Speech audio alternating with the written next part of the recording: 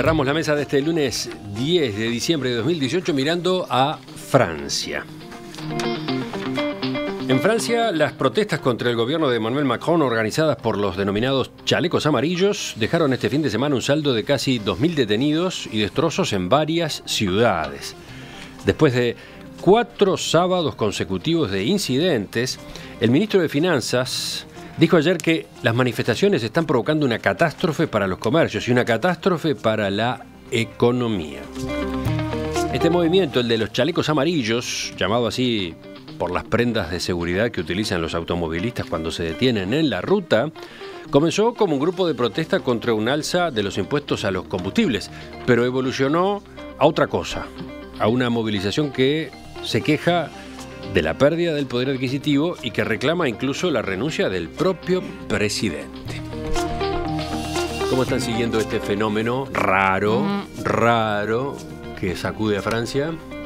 Dos palabras, ¿va rápido? Bueno, lo sigo con preocupación, lo sigo en directo, no uso la prensa uruguaya, yo quiero decirlo, yo uso la prensa francesa. Y allí hay de todo.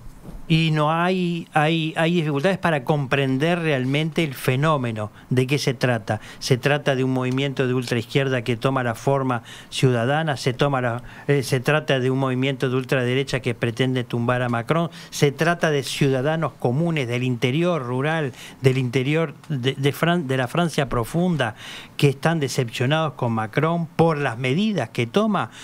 Yo creo que las medidas que ha tomado, el hecho de que haya reculado, significa que estuvo mal, y que las políticas de Macron no son populares ni atienden al bienestar de la población francesa y mucho menos a los que son menos privilegiados. Me parece que hay una falla en la propuesta de Macron y creo que hay mucha gente que creyó que Macron era diferente y se equivocó. Vamos a recordar que la suba en estos impuestos a los combustibles persigue el pasaje a energías limpias, ¿no? Claro. Es para desalentar el uso de los combustibles tradicionales, ¿no? Un país que además tiene un 60 y pico % de energía nuclear. O sea, si tendrá que preocuparse realmente por hacer un pasaje real hacia energías limpias, ¿no? ¿Cómo vieron esto de los demás, Daniel? Bueno, yo todo lo que pasa en Francia, por un tema familiar y por lo que significa Francia en la construcción de las democracias, repúblicas liberales de los últimos siglos, es algo que siempre hay que seguir con atención. En este caso, el análisis que hago es, lo que llama la atención es como una persona que termina ganando las elecciones francesas con el mote de outsider, era alguien que venía por afuera de las estructuras partidarias tradicionales francesas, que llega con un, vamos a decir la verdad, si tú seguías las elecciones, llegó con un ánimo de, bueno, algo nuevo, algo que viene a refrescar, algo que novedoso, ¿no? A los pocos, 2 años y medio, termina teniendo en la calle una revuelta por el costo de vida, porque esencialmente es el costo de vida. Pero vamos a recordar cómo ganó Macron, ¿no? Ganó en el balotage con Marine Le Pen, ¿no? Fue la alternativa a la ultraderecha nacionalista de Marine Le Pen. Claro. Y por lo tanto, detrás de él confluyeron distintos intereses, ¿no? Bueno, pero termina llegando a competir con Le Pen, ¿no? O sea, eso fue bastante sorprendente. Lo digo porque, por ejemplo, en las crónicas a propósito de las manifestaciones del sábado se mencionaba que los periodistas habían encontrado gente de izquierda que había votado a Macron, que le había dado un crédito a Macron para evitar lo de Marine Le Pen. Sí. Y también encontró gente de Marine Le Pen, del Frente Nacional, ¿no? Claro. Por eso lo que dije al principio y redondeo, o sea, poner mucha atención al fenómeno, como algo así como la primavera árabe, que había que analizarla muy hilando muy fino para tratar de comprenderla. Que no quedó nada, ¿verdad? No quedó nada, lo que vino después fue el invierno árabe. Fue peor. Lo que quiero decir, estas demostraciones en Francia hay que analizarlas porque el mundo está crujiendo. Acá dice mejor accesibilidad a los servicios públicos y menos impuestos, ¿no?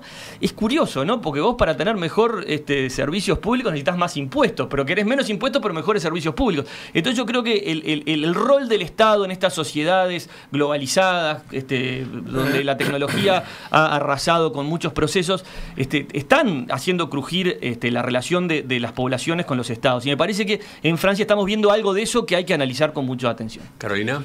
Sí.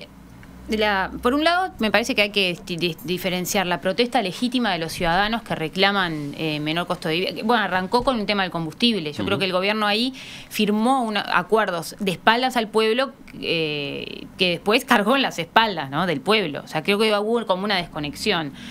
Y empezó por eso, y bueno, es una protesta legítima, ¿no?, del pueblo francés, que después sí, y eso también me gustaría decirlo, que también tuvo infiltraciones, como pasa acá también. Sí, sí, la violencia que ha caracterizado a muchas de estas manifestaciones no es los chalecos amarillos, Exacto. no es igual a chalecos amarillos, ¿no? Claro, es lo que pasa acá a veces, cuando se juntan a festejar los de un cuadro de fútbol y rompen y son como, yo qué sé, los pillos que se meten en las manifestaciones y también está, obviamente, la mano política y algunos que dicen que también hay infiltrados militantes, o sea, pero bueno, nace como una manifestación ciudadana que a mí me recuerda como a un solo Uruguay, y después, bueno, se fueron sumando otras preocupaciones, el costo de vida en general, ya no es solamente el combustible. Ahora, como decía Cristian, Macron hizo una pequeña concesión que dijeron que era como una gota en el océano, que es demasiado poco y demasiado tarde, le contestaron. Así que bueno, espero que se solucione. Hoy va a haber un discurso que está todo el mundo expectante. Ahora sí, dentro de un rato. En Francia, de ese discurso de Macron. Vamos a ver, esperemos que, obviamente, rechazamos totalmente la violencia y lamentamos esos episodios, pero una cosa es la violencia y otra cosa es el derecho legítimo del pueblo a manifestarse. Sí. Sí, hay cantidad de preguntas, ¿no? Cristian mencionaba la prensa francesa. Yo agrego 2 preguntas más. Este es un mayo del 68, ¿no? 50 años después estamos ante otro mayo del 68. Recordemos que el mayo del 68, una de las mayores consecuencias que tuvo fue la caída del primer ministro, ¿no? Segunda pregunta, ¿estará Rusia detrás de este tipo de movilizaciones? Turquía, Estados Unidos, están hablando de que Putin es un fantasma al que se lo ve por todos lados, ¿no? Sí.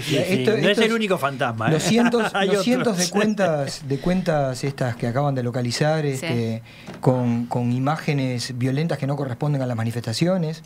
Yo creo que lo que está pasando acá es a Rusia, no que sé. se ha consolidado un movimiento populista en el término más crudo que se pueda considerarlo, un poco lo que decía Super ahora de que se nuclea gente de la extrema izquierda y de la extrema derecha por atrás de ese cordón umbilical, de ese centro que son los chalecos amarillos, ¿no? Uh-huh. Pero hay tantos intereses dando vueltas ahí, y el nudo central es Macron, que capaz que se termina rompiendo, ¿no? Yo quiero agregar 2 cosas. En las manifestaciones se podía identificar Amigos de la Tierra, es decir, un movimiento verde, ecologista, y Plaza Pública, que es un movimiento ciudadano que replantea las coordenadas de la democracia. A ese propósito tomo el discurso, más que el discurso, los comentarios y análisis que hacen uno de los dirigentes de la coalición de Macron, que habla justamente de refundar el contrato social, de recomponer, más que recomponer, repensar el contrato social en función de nuevas lógicas, en función de nuevos escenarios que tiene Francia. Me parece que Francia tiene un papel fundamental en Europa, en momentos en que Gran Bretaña se está retirando de la Unión Europea. Francia y Alemania constituyen los pilares, creo yo, de la Unión Europea, y todo intento de desestabilizar y llevar al caos a Francia implica también llevar al caos por antonomasia, por añadidura, perdón, al resto de Europa. Pero me parece que hay que atender estos movimientos, que no es un movimiento social, sino que es una pluralidad de movimientos sociales que pueden converger o no en la caída de Macron. El problema es cuál es el interlocutor en todo eso. Claro. O sea, en un espectro tan amplio, ¿tá? Y con reclamos cada vez pueden que se van sumando varios. y sumando, Pueden haber varios. ¿quiénes son los interlocutores? Claro. Carolina H., Armando Sartorotti, Daniel Superviel, Cristian Mirza, gracias por acompañarnos en otra mesa de los lunes. Nos vemos Como Fundamental el intercambio. Adiós. Y van a seguir conversando en el corredor porque los noto imparables hoy. Vienen las noticias, las trae Wilmar Amaral con la actualización y después continuamos hasta el mediodía, inmediatamente con la Biblioteca de Rosario. Además vamos a estar en contacto con París, con Rafael Mandresi concretamente.